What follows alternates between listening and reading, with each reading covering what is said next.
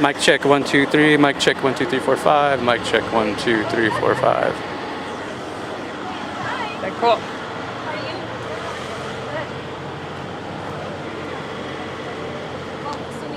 Hell yeah, you are.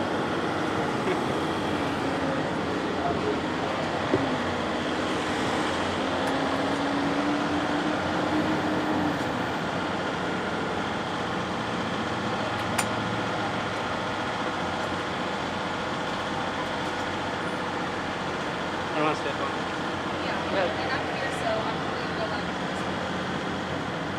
Okay, he's like almost here. Your He's phone like talk? pulling in, yeah, with Hey, the camera. there you go, there you go. No, dude, today has been. Yeah. It's like been. And This it's is only when you. Yeah. Yeah. I'm like sweating my butt off too.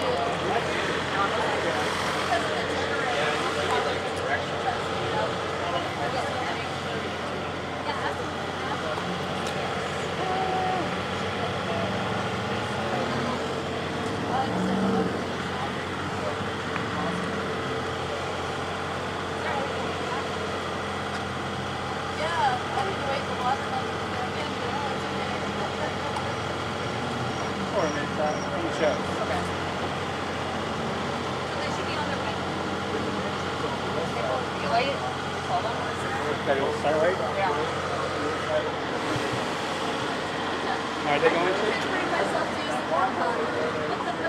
Are you guys gonna start right at 4, or maybe like a little later? About 4. Yeah. 4? Just waiting for the other. Okay. Okay.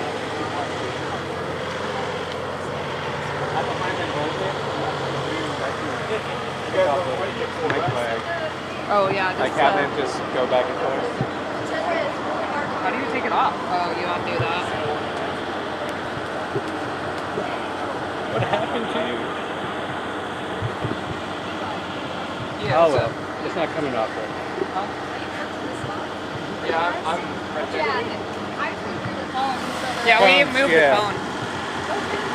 See, I'm a rule follower on my I don't know. Photo talk, jaywalk. I know, so did I. And then like, that's really smart though. Yeah. Okay. Look at them. They won't.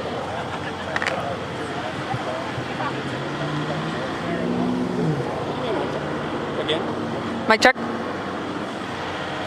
Honestly, it doesn't sound like it. Good. Yeah, these, I realize these sound a lot better with like wind or. Like you hear a hum, but talk. Mic check 1 2 3. You wave it off. Yeah.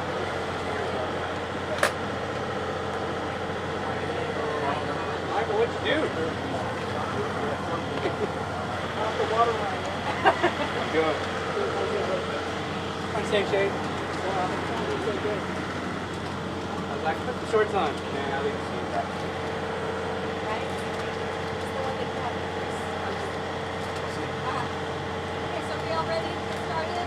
Yep. Channel 2. Waiting on channel 2? Yeah, they're just, they just got it. Okay. You wait. That helps you guys out. Right? That way you can get through the intro. Yeah. Have you had to do it? Yeah, did you do it before? Eyes are falling out. Would you like us to introduce her? I got shop, 3, 4. Should we ask them to stand in a certain spot? You think like closer? Because we both have stick bags. Yeah. Maybe move up? Yeah, they need Would it be possible to like just move up a little? Or I don't want to get in your guys', just so it'll be easy to. Is that good? Perfect. Like right about here? Yeah. Don't want to get in people's way.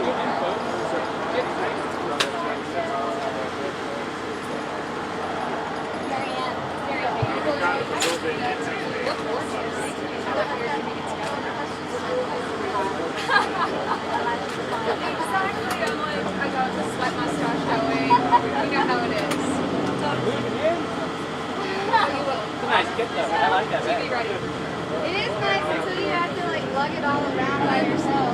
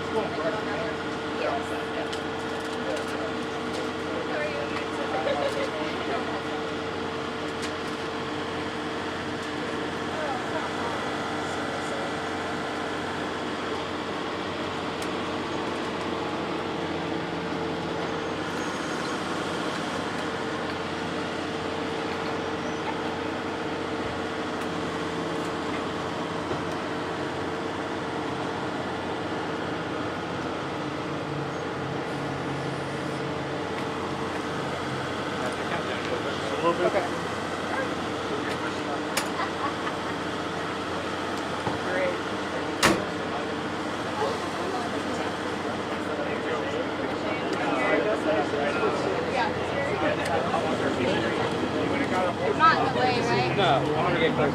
I mean, you can actually like take it.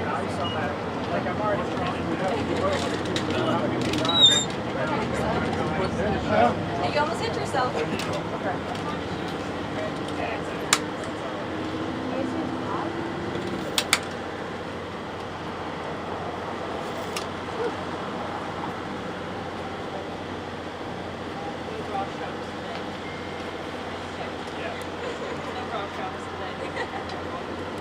Sweating my butt off.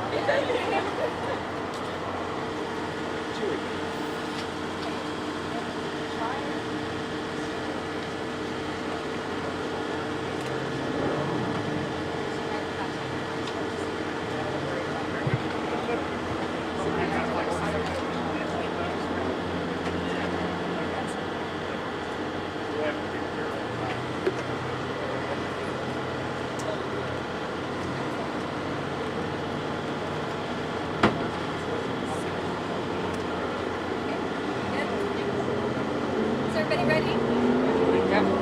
Ready? Ready, ready? No, not yet. Okay.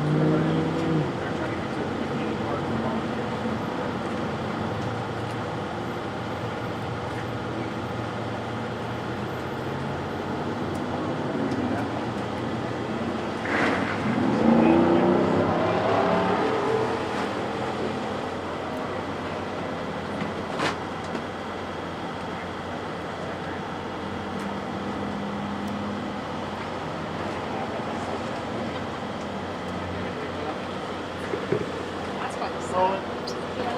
It's quite the sight. Right? All right, I Okay, think we're ready? good. Okay, we're ready. Yes. Hi, my name is Marianne Cedillo. I am the Communications Director for the City of Odessa.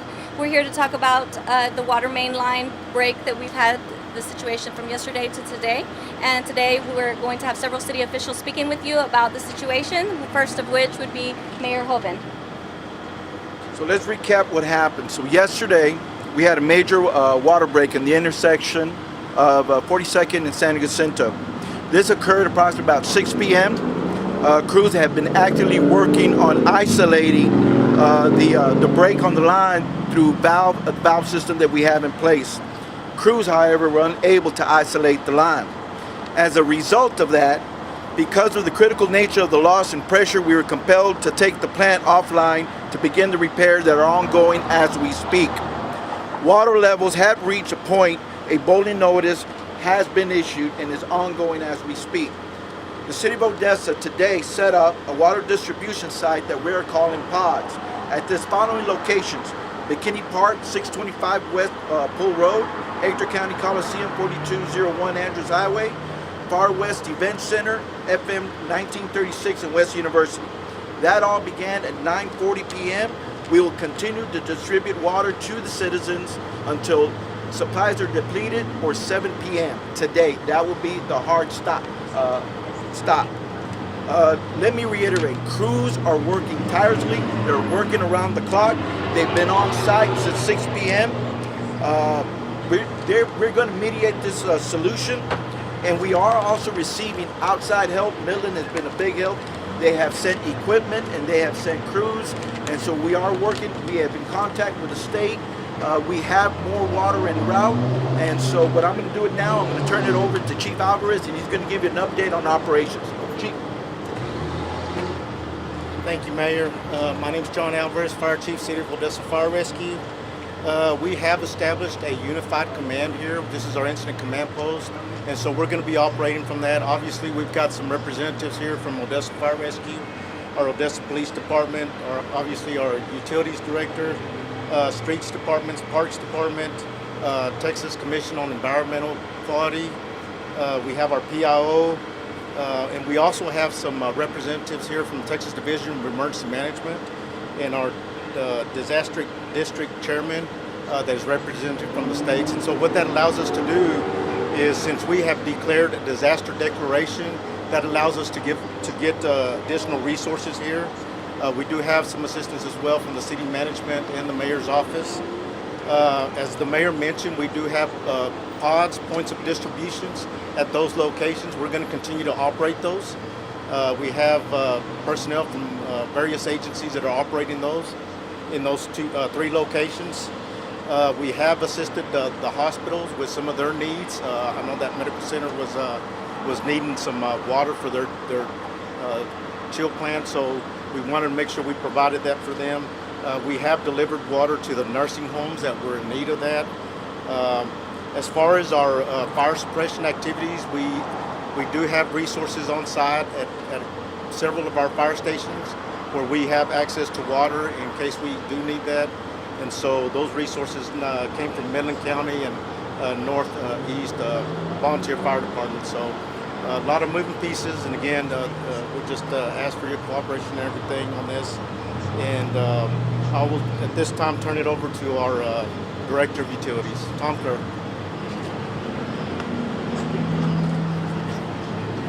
Thank you. I want to provide you an update on our present status. We have spent the vast majority of today pumping water, dewatering the line, and getting water off of the pipeline so the repair can be made. We've accomplished that just shortly, and we are now proceeding to make the repair. We anticipate having that repair completed within about 4 hours. At that point, we will need to recommission the system. We will need to restart the plant and then start loading the pipeline system, getting people back in water. We anticipate that may take 10 to 12 hours. As we have never done this before, an entire system like this, we are making those predictions based on a good guess, but there could be some changes or differences in the actual numbers. But we appear to be proceeding well, and we want to thank many organizations, departments, fire department, police, many others, emergency management. We've been offered and we've received assistance from other sister or fellow organizations, and we want to thank all of them for that very much. So we thank you. Assistant City Manager Philip Giruti. Good afternoon. My name is Philip Giruti. I'm the Assistant City Manager for the City of Odessa. I wanted to discuss with everyone our next steps and how we move forward from today. As Chief and Tom had discussed, we did have a great partnership of agencies help us with this event that we're experiencing. I don't think without the help of the county, the state, and of course all of the city departments coming together that we would be able to accomplish and be able to get this done in such a, it doesn't seem so, but in a timely manner. We are able to provide drinking water to individuals, and as we speak, we have a line of individuals at the Coliseum, 2 other locations in South Odessa, and then also in West Odessa taking place in the county. We want to let people know that this is still an active site. There will be individuals manning our command post that's here at the Coliseum, as well as work taking place on 42nd near San Jacinto. This is, again, an active working spot, so there will be work taking place. And as Mr. Kerr said, beyond the pipe being replaced or being repaired, there will be work that's required to get the water plant back up. So we ask for patience as we move forward to that. We do have a goal of in the morning to have the plant back up and running, but of course with that will require the plant to be charged back up. So again, we ask for patience as we move forward with this. We have been able to reach out to special populations. We did have a team of firemen and city officials go out to the nursing homes to provide water to those individuals. We've also provided water to several groups such as home hospice groups as well as MHMR. So we want to ensure those populations are taken care of. We've also received several outreaches from groups that have inbound, homebound senior citizens, so we're taking care of those individuals as well. And so we look to make sure that this gets done timely. And as I conclude on my part, I want to ensure the individuals of our community and the citizens of our community that all of our staff is doing everything we can to get this done and fixed timely. And I want those guys and girls out there to know that we're proud of what they're doing. A lot of these folks have been out here for up to 24 hours getting this work completed. We live in this community, we serve in this community, and all of our families are out of water as well, so we want to get this completed as fast as we can as well. But we look forward to providing more updates as they come available, and I'll turn them back to our public information officer. So right now we'll take a few questions. If you have any questions that we have not answered already, our staff is available to answer those. Can I ask Mr. Kerr some questions? Yes. Mr. Kerr, as everybody's aware, we had a couple water line breaks about a month ago. Can you tell us about the situation we find ourselves in the city of Odessa with our water lines and aging, and what specifically the city has done up to this point to address these aging lines? So Odessa's not really unique in this nature. If you actually research a little bit, and I'm sure you have, but the aging water systems are common throughout the country, and it's often difficult for municipalities to be able to afford to manage those systems well as they age, and so that is the situation that we find ourselves in. The last time that we had the occurrence on our upper plane was a similar situation in which we had some older pipe that did break loose on us, and one of those pipes was very close to our main plant feed, so it created our pump station feed for the upper plane. Similar in this case, this is a very large, one of our large mains. It's a transmission line, and it feeds directly off of our plant, very closely. Our plant is over at 42nd and Golden, so we're very close. And it was bleeding so hard that we just could not maintain enough flow to keep the system online and absorb the losses. So. And I understand that you've got a priority list in terms of replacing and repairing lines. Was this on it? Not this specific section. We do have, it is a priority on our list, but it's not the only one. There are numerous areas in town where we have cast iron lines that are well over 60, 70 years of age. And the specific line is how old? This line is going to be well into the 60-year-old, I believe. And given the fact that you have to start your process over again, and it's not something you've done before, are you anticipating further breaks as the water starts flowing again? So one of the things is when we reload the system, we're going to be very deliberate, and we're not going to proceed very quickly, but deliberately. We don't want to go slow, but we're going to be careful so that we don't remove or reduce the risk of other breaks occurring while we're doing so. Along those lines, do you have any recommendations for the city of Odessa, the residents, in terms of what they should be doing in their homes to help you out? I mean, should they keep their water off until you give them the go-ahead? It would, in terms of that, during the times that we're recommissioning the system, it would be helpful if people used water on a conservation type basis. You need water for your home type uses, showering, eating, drinking, those types of things. But if you can be more cautious about irrigation and those types of things, that can help us. But within a few days, we should be able to restore our system the system should be restored and up to satisfactory condition. Great. And then again, we're still under a 24-hour boil alert until, and that clock doesn't start ticking until you're fully up, correct? Yes. So until the system is fully pressurized, that's when the clock actually starts on the 24 hours. We will draw samples on the system. We will those samples are to make sure that we don't have any bacteria or pathogens to concern us in the system. That's what the boiling water will protect you from.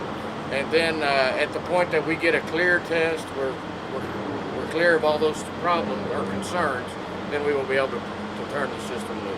Yes. When that system does get rebooted, will it be kind of a neighborhood by neighborhood basis of when the water comes back, or will water come back all at once to the city? Sure. So water will load up from the lower parts of the city up to the higher parts of the city. And so that's just the natural way water will go through the system. The lower areas in town, and they're mixed around town. You may find a low area here that's in between some higher spots and those types of things. But those areas will load up first, and then they'll continue until we get our tanks loaded up. Our tanks are our higher points, our elevated tanks, and so those will be the last things that we see actually being filled. And in regards to time period, did this take like shorter than you guys thought it would be, longer, or just kind of on schedule? No, this took a lot longer than we hoped. We had to pump a lot of water to get off the system, and so that took quite a bit more work and longer than we hoped.